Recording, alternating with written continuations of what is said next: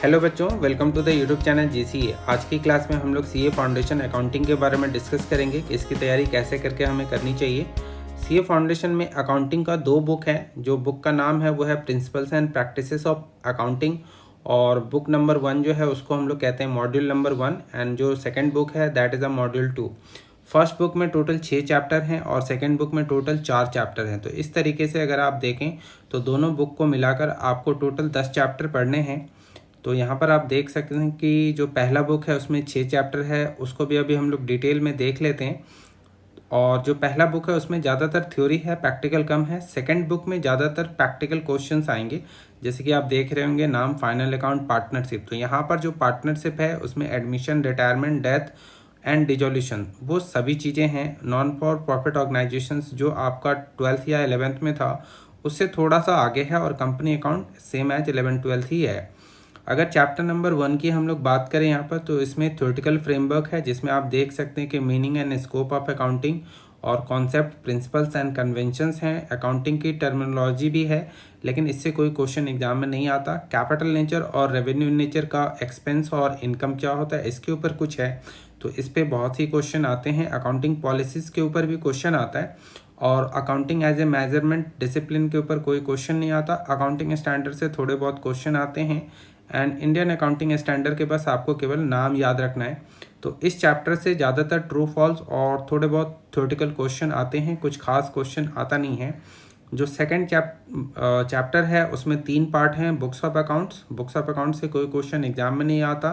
Trial balance का भी कोई क्वेश्चन एग्जाम में नहीं आता, लेकिन रेक्टिफिकेशन का क्वेश्चन एग्जाम में बहुत ज़्यादा आता है। एटलीस्ट 10 और 15 मार्क्स का इस पर कोई ना कोई एक क्वेश्चन जरूर रहता है। तो इस टॉपिक से रेक्टिफिकेशन ऑफ एरर बहुत ज़्यादा इंपॉर्टेंट रहता है आपके लिए।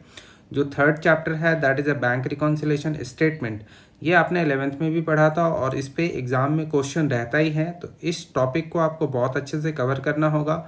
इन्वेंट्री एक आसान सा चैप्टर है, हालांकि 11th 12th में आपने इन्वेंट्री को पढ़ा नहीं होगा, लेकिन ये बहुत ही आसान सा टॉपिक है। इसको जब आप पढ़ेंगे तो ये आपका आसान ही लगेगा।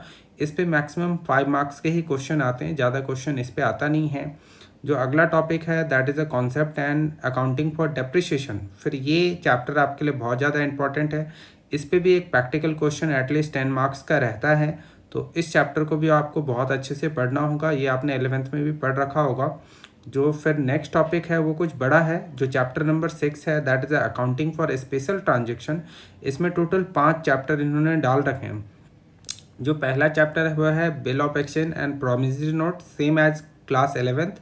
Sales of goods on approval basis exactly एक एडजस्टमेंट है, इसको उन्होंने एक अलग से चैप्टर ही बना दिया। फाइनल अकाउंट का ये एक एडजस्टमेंट टॉपिक है। और कंसाइनमेंट एक नया चैप्टर है जिसको आपने पढ़ा नहीं होगा अभी तक, तो इसको आपको पढ़ना होगा। Average due date and account current, ये दोनों ही बहुत इजी चैप्टर है, ये भी नए होंगे आपके लिए। और जो 7th चैप्टर है that is a final account, same as class 11th। Partnership में एडमिशन, रिटायरमेंट एंड डेथ भी आपको 12th की ही तरह है। नॉन प्रॉफिट ऑर्गेनाइजेशन, ये आपके लिए थोड़ा सा यहाँ पर ज़्यादा पढ़ना है आपको, क्योंकि 11th 12th में ये कम होता है। यहाँ पर थोड़ा सा इसका जो क्वेश्चन आता है टफ आता है, मतलब यहाँ पर आपको एडजस्टमेंट इसके बहुत ज़्यादा करने होंगे। और issue of shares and debentures में, इशू ऑफ शेयर्स में shares forfeiture and re issue, इनके बारे में पढ़ना है। डिबेंचर्स का एक बेसिक सा टॉपिक है यहाँ पर कि डिबेंचर्स की जनरल एंट्रीज और डिबेंचर्स के टाइप्स, और डिबेंचर्स पे जब कभी भी आप डिबेंचर इशू करते हैं तो विद टर्म्स ऑफ रिडम्पशन, तो उसके ऊपर थोड़े बहुत क्वेश्चन आते हैं। तो इस तरीके से एक सिंपल सा मैंने आपको 10 चैप्टर के ऊपर बताया कि कैसे करके एग्ज़ाम में क्वेश्चन आते हैं। तो आइए और भी कुछ बेसिक बातों को जान लेते हैं। जैसे कि देखिए, एग्ज़ाम में आपके टोटल क्वेश्चन जो होंगे वो 6 होंगे, जिसमें जो फर्स्ट क्वेश्चन होगा वो कंपलसरी होगा। वो जनरली ट्रू फॉल्स ही होता है और आपको विथ रीजन वहाँ पर लिखना होगा। उसके बाद जो नेक्स्ट 5 क्वेश्चन होंगे उसमें से केवल 4 ही क्वेश्चन आपको करना है, और पासिंग मार्क्स तो आप जानते ही हैं 40 है, और यहाँ पर टाइम भी आपको 3 आवर्स हैं। और जनरली हर क्वेश्चन में आपको कोई ना कोई पार्ट मिलेगा, जैसे क्वेश्चन नंबर 2 में पार्ट ए पार्ट बी होगा, क्वेश्चन नंबर 3 में part A part B part C भी हो सकता है। तो आपको ये भी ध्यान रखना है, यहाँ पे टाइम मैनेजमेंट बहुत ज़्यादा ज़रूरी है।